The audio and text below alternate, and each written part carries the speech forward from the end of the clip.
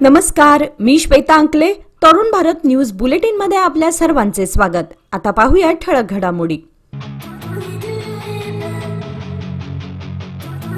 Doctor Manoj Pujar, MD homeopath, classical homeopath, advanced German homeopathy clinic, varicose ulcer and diabetic wound care centre.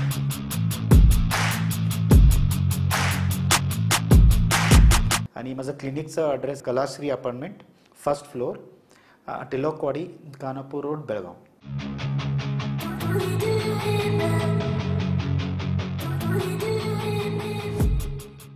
केंद्र सरकारने भाषावार प्रांत रचना करताना बेळगाव, कारवार, निपाणी, बिदर, भालकीसह मराठी बहुल सीमाभाग 1 November 1956 रोजी अन्यायाने कर्नाटकात डांबला.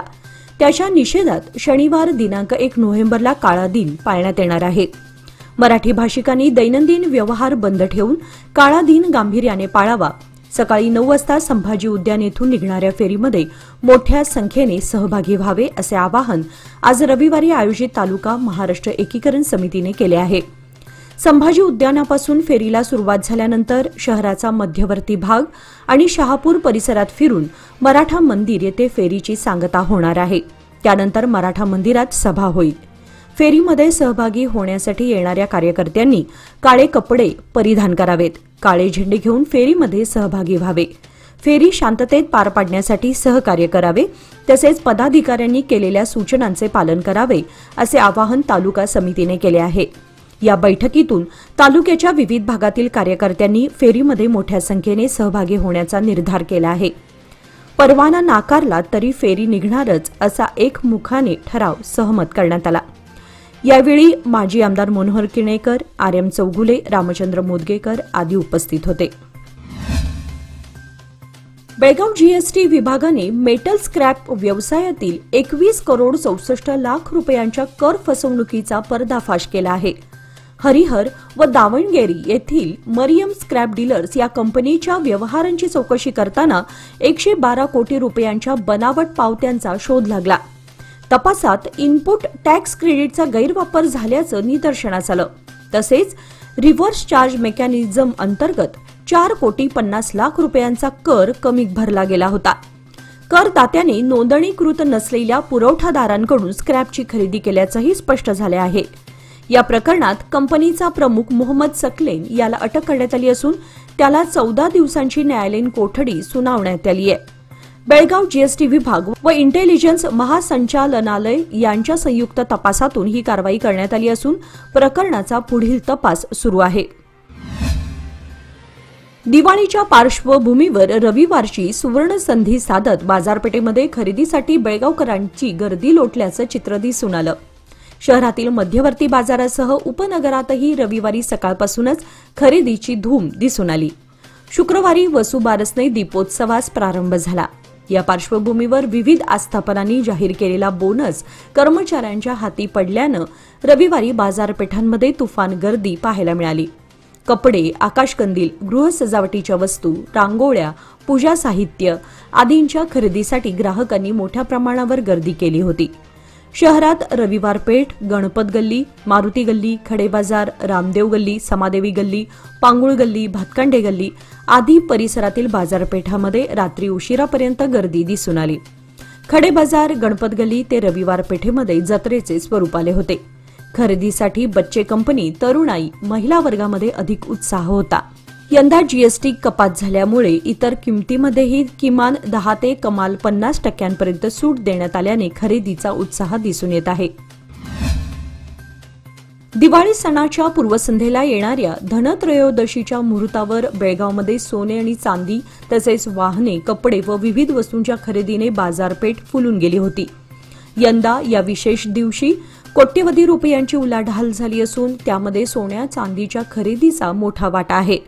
धनत्रयोदशी हा दिवस समृद्धी आणि शुभ शकुनाचा प्रतीक मानलं जातं. त्यामुळे नागरिकांनी सोन्याच्या दागिन्यांपासून ते चांदीच्या वस्तूंपर्यंत मोठ्या प्रमाणावर खरेदी केली. सोन्याचे दर व चांदीचे दर उच्चांकावर असतानाही खरेदीमध्ये घट न येता उलट वाढ झाल्याचं सराफ व्यापाऱ्यांनी सांगितलं. दिवाळीनंतर लग्नसराईचा हंगाम सुरू होत असल्यानं अनेकांनी या मुहूर्तावर लग्नासाठी लागणाऱ्या दागिन्यांची खरेदी केली. तसेच काही कुटुंबांनी TV, fridge, washing machines, mobile आणि दुचाकी वाहनांचीही खरेदी केली. शहरातील बाजारपेठा दिवसभर खरेदीदारांनी फुलल्या होत्या. धनत्रयोदशीचा हा आर्थिक उत्सव सणासुदीला खऱ्या अर्थाने सुरुवात करणारा ठरला आहे.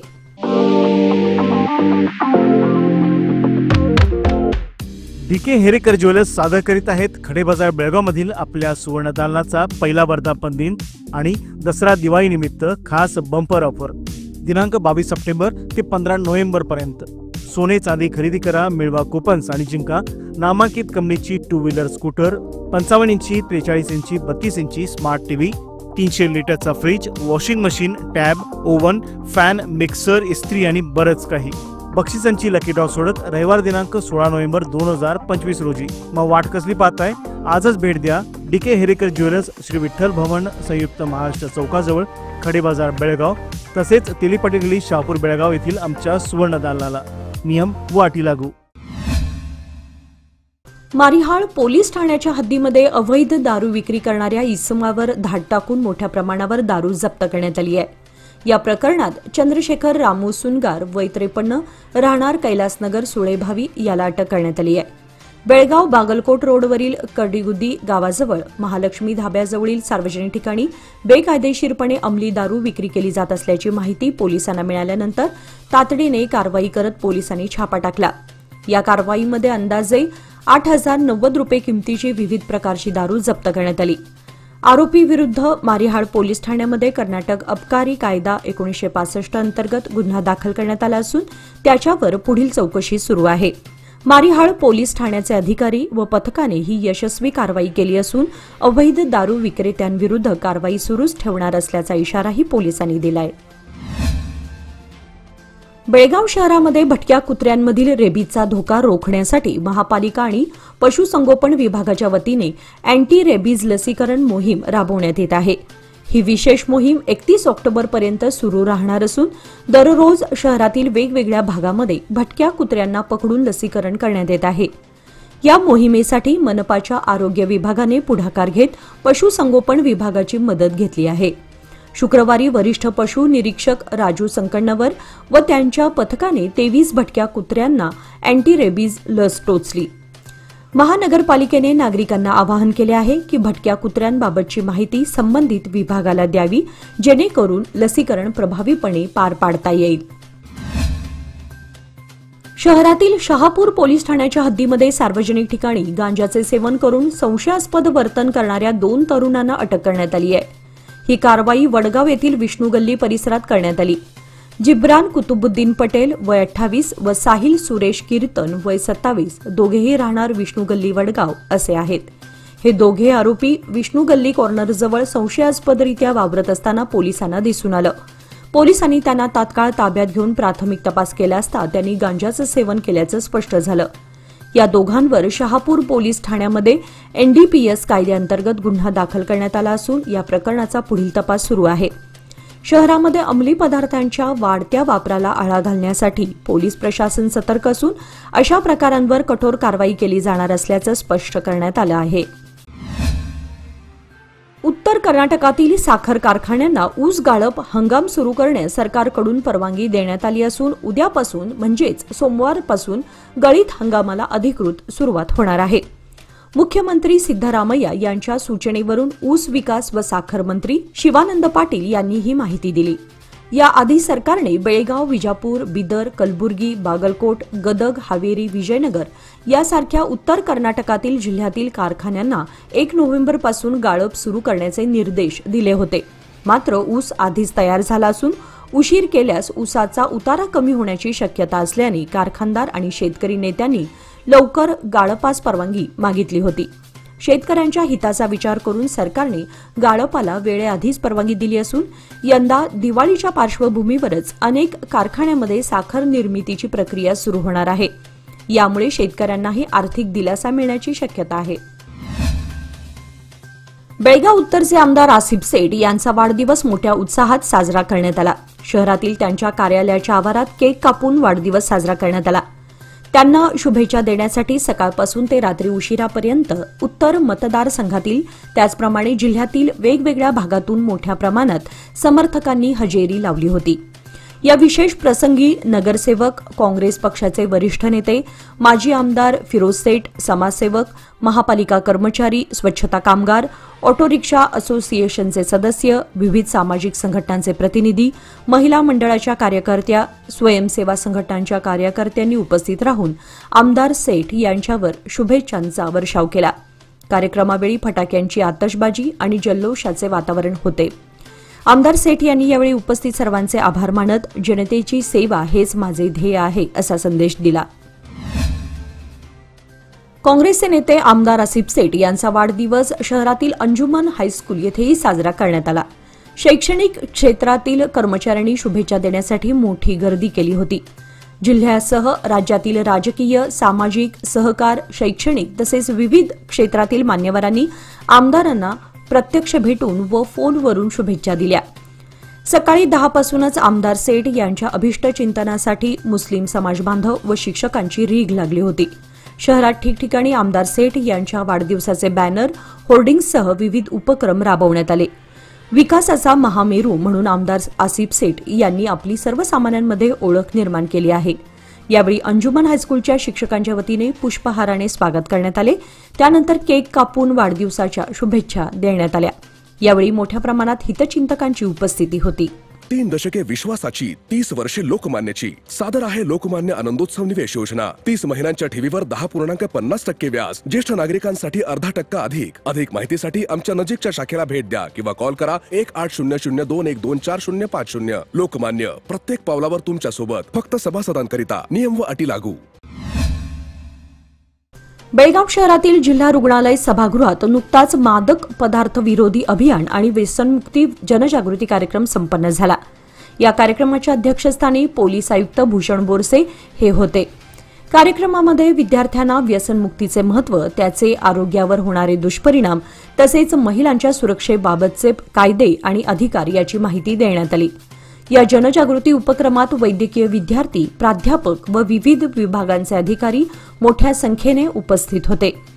कार्यक्रमाच्या माध्यमातून युवकांमध्ये स्वस्थ, जबाबदार आणि व्यसनमुक्त आयुष्याची जाणीव निर्माण करून समाजात सकारात्मक बदल घडवण्याचा संदेश देण्यात आला.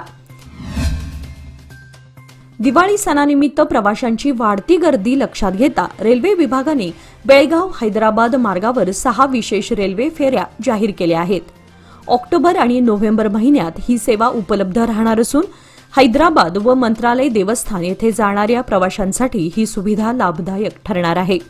रेल्वे क्रमांक 07043 ही एक्सप्रेस हैदराबादहून सायंकाळी 4:30 वाजता 23 व 30 ऑक्टोबर रोजी धावणार आहे.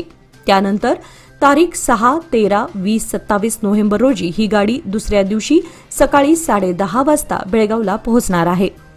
परतीच्या प्रवासासाठी गाडी क्रमांक 07044 ही बेळगावहून दुपारी 1 वाजता तारीख 23, 31 ऑक्टोबर व 7, 14, 21, 28 नोव्हेंबर रोजी तर दुसऱ्या दिवशी सकाळी 7 वाजता हैदराबादला पोहोचेल. या रेल्वे गाडीला लोंढा, अळणावर, धारवाड, हुबळी, गदग, कोप्पळ, होसपेट, तोरणगल्लू, बळ्ळारी, मंत्रालय रोड, रायचूर आदी स्थानकांवर थांबे देण्यात आले आहेत.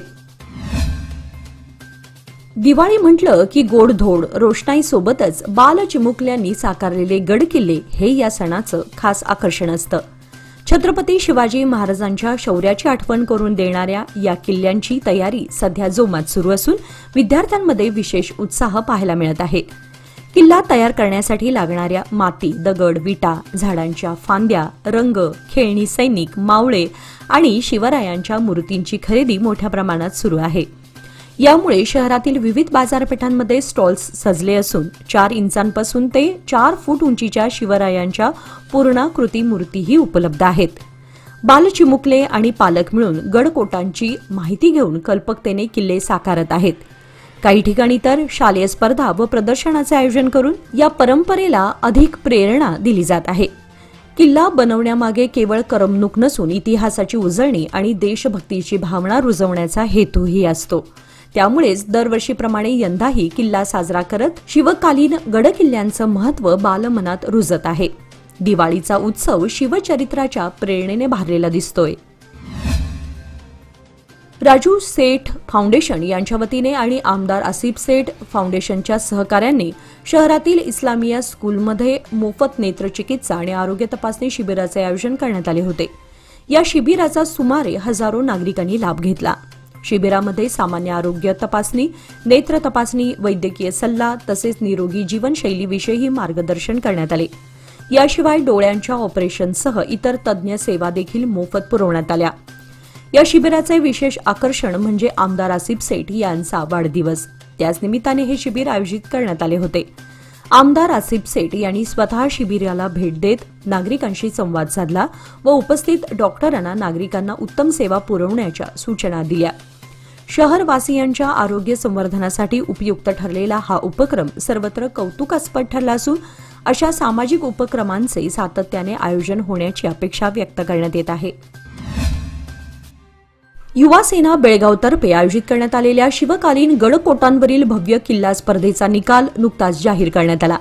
शिवप्रेम, इतिहासाभिमान आणि कलात्मकतेला प्रोत्साहन देणाऱ्या या स्पर्धेमध्ये शहर व ग्रामीण भागातील 25 मंडळांनी सहभाग नोंदवला होता.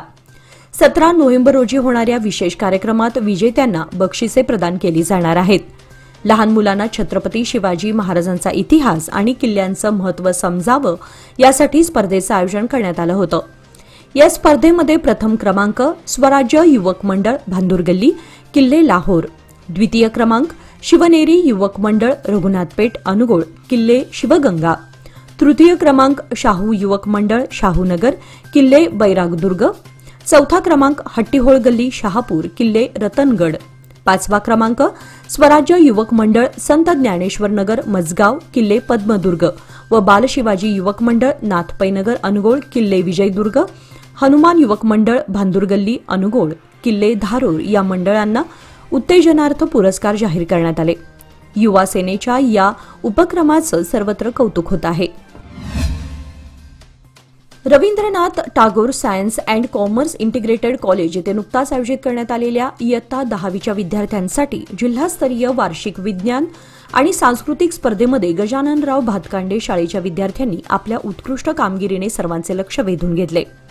जिल्ह्याभरातील अनेक शाळांमधील विद्यार्थ्यांनी या स्पर्धेमध्ये उत्स्फूर्त सहभाग घेतला होता.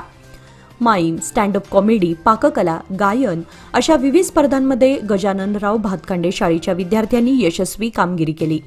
विजेत्यांना ट्रॉफी आणि प्रमाणपत्राने सन्मानित करण्यात आले. कार्यक्रमाच्या प्रमुख पाहुण्या म्हणून प्रसिद्ध social media influencer Priya Saudi या उपस्थित होत्या. त्यांनी विद्यार्थ्यांना प्रेरणादायी मार्गदर्शन करत स्पर्धात्मक क्षेत्रामध्ये अधिक यश मिळवण्यासाठी मार्गदर्शन केले. गजाननराव भातकांडे शाळेने या स्पर्धेत उत्तुंग कामगिरी करत ट्रॉफी व 7,500 रुपये रोख पारितोषिक पटकावले. हा क्षण शाळेसाठी अत्यंत अभिमानास्पद व स्मरणीय असल्याचे मत शाळेचे संयोजक मिलिंद भातकांडे यांनी व्यक्त केले. पशुसंगोपन खाते आणि मनपामार्फत रेबीजला हद्दपार करण्यासाठी विशेष मोहीम राबवण्यात येत आहे. दिनांक 31 ऑक्टोबर रोजी विद्यानगर, बॉक्साईट रोड आणि सुभाषनगर परिसरात श्वानांना रेबीज प्रतिबंधक लस दिली जाणार आहे. श्वान पालकांनी याचा लाभ घ्यावा असे आवाहन पशुसंगोपन खात्यामार्फत करण्यात आले. शहरामध्ये अलीकडे कुत्र्यांकडून हल्ले वाढले आहेत. यासाठी पशुसंगोपन खाते आणि मनपाने रेबीज प्रतिबंधक लसीकरण मोहीम तीव्र केली आहे. याचबरोबर आजचे बातमीपत्र इथे संपले. अधिक माहिती आणि ताज्या घडामोडींसाठी पाहत रहा तरुण भारत न्यूज चॅनल.